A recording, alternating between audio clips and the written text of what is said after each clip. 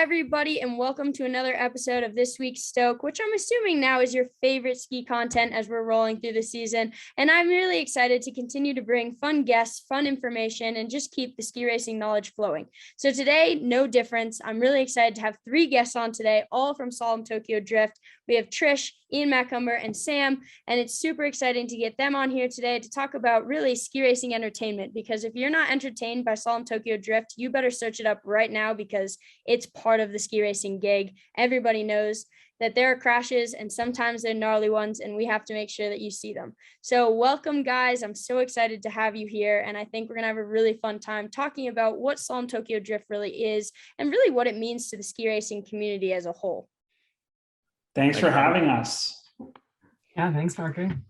And so to get started, I think, Ian, this one really comes straight to you. How was Slalom Tokyo Drift started, and what was the idea behind it when you created this company and brand?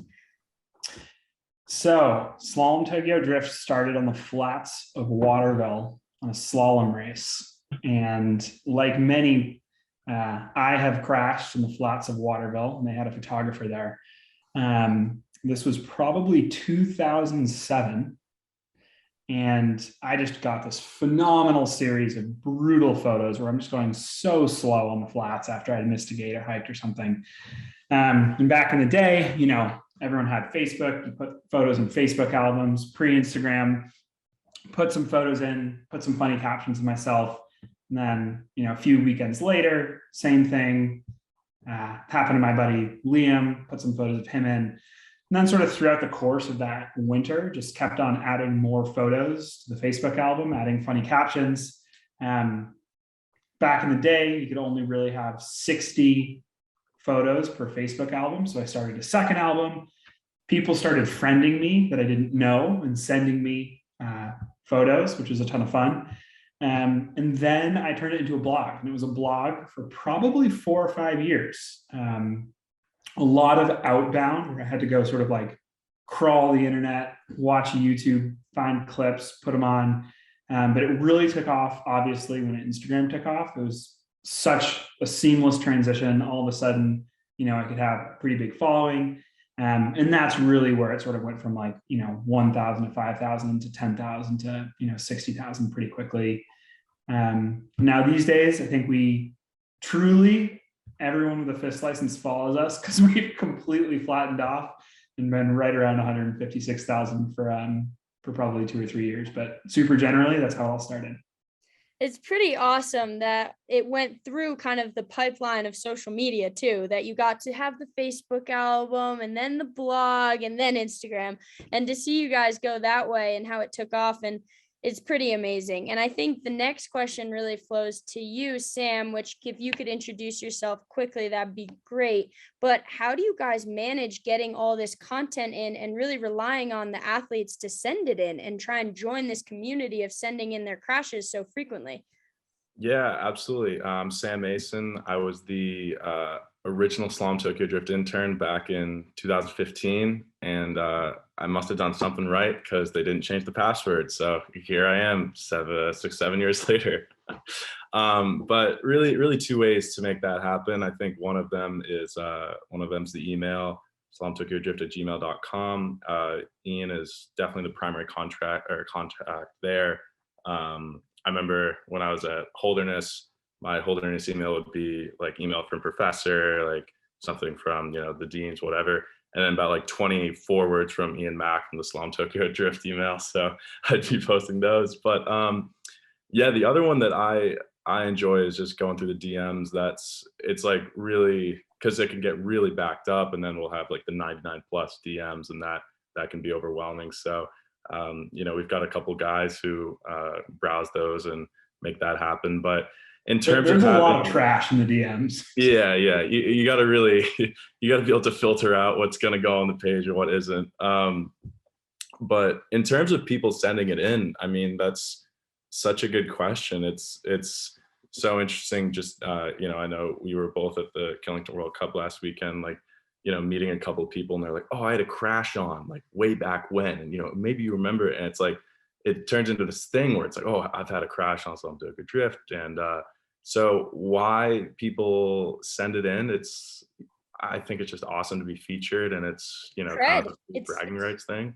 Yeah, it's credibility. It's you've But made yeah, it exactly. racing if you had a video on Slalom Tokyo Drift.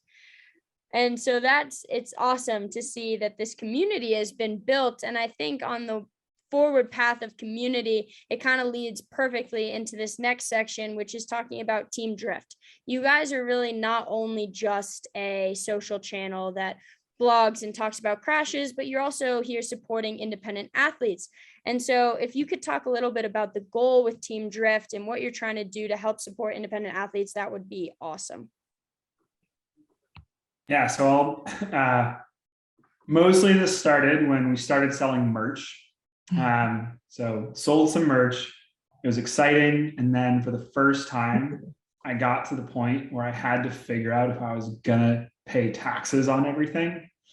And I was like, this seems a little extra. I don't want to figure out how to do this. And around the same time, actually, I got a phone call from someone who I will not name. And they were like, look, if you're going to be an asshole on social media, figure out how to give it to a good cause. So I think certainly I absolutely love, writing troll captions, making fun of people who crashed.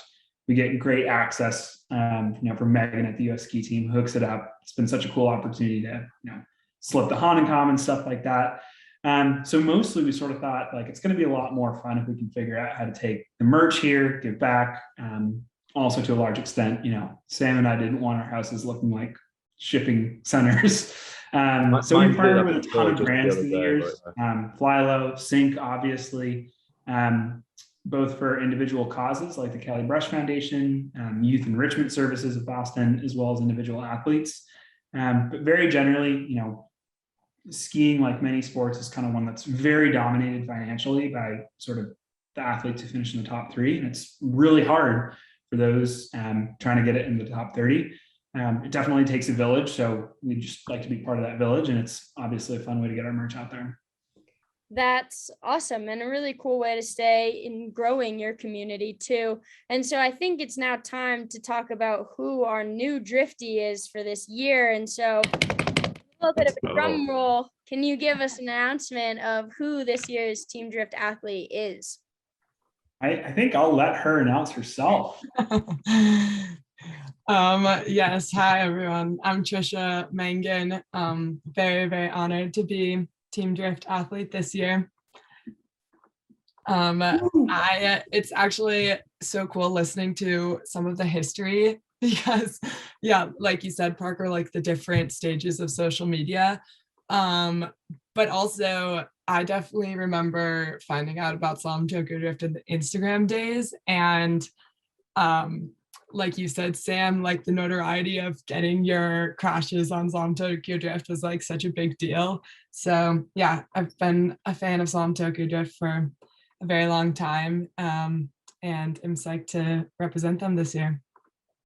It's awesome and it's super fun that you have had a group of athletes kind of through this whole process that get to go represent the company, but also get to keep spreading the brand, and you get to support them on their dreams as well. So it all kind of lines up pretty well with what Team Drift is.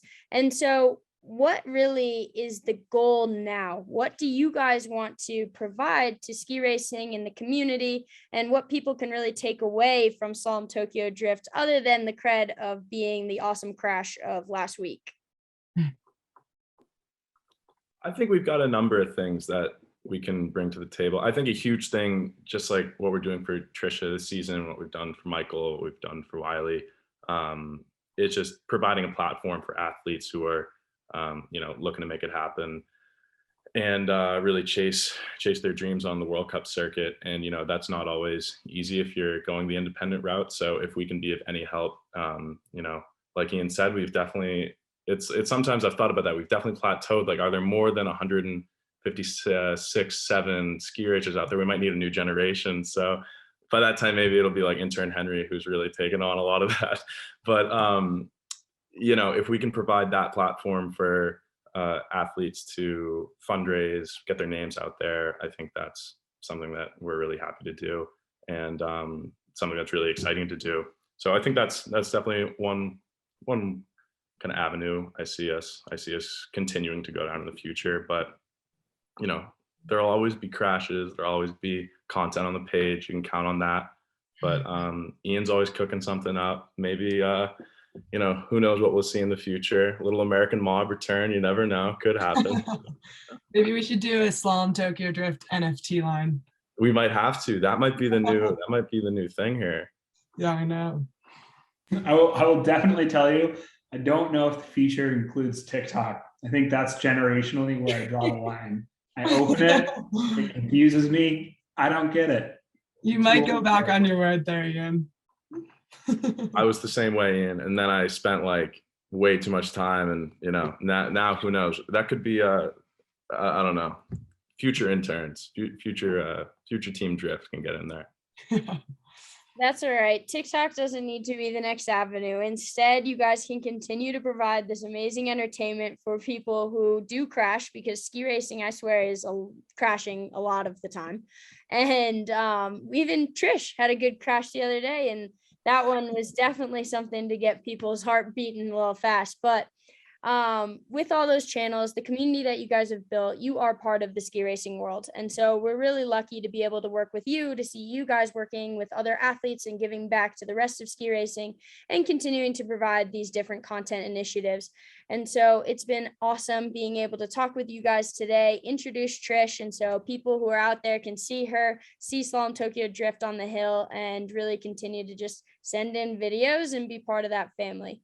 So guys, it was so great. Thank you so much for your time. And to everybody else, check out Slalom Tokyo Drift. Maybe you're the follower that they're missing. So give them a follow, and we'll catch you all next time. Thanks so much for having us, Parker. Thanks, Parker. Thanks.